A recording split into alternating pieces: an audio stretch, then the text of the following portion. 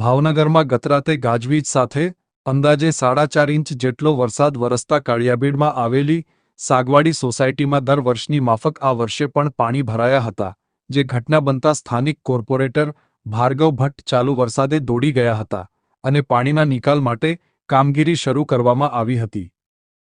એટલું જ નહીં, 10 થી 15 વર્ષથી પાણી ભરાવાની સમસ્યાનો ભાર્ગવ ભટ્ટ અંત લાવ્યા અને હજુ 24 કલાક પૂર્ણ નથી થયા ત્યાં પાણીના નિકાલ માટે પાઇપો ઉતારી દેવામાં આવ્યા.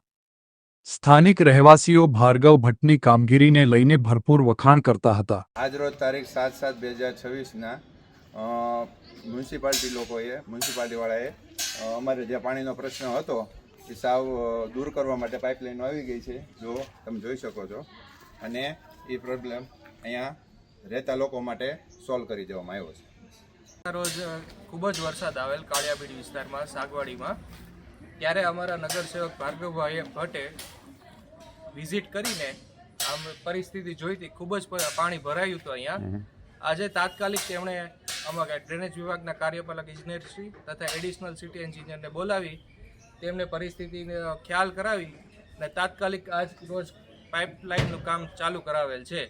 એ બદલ અમારી સોસાયટી વતી ભાર્ગવભાઈ ભટ્ટનો ખૂબ આભાર છે.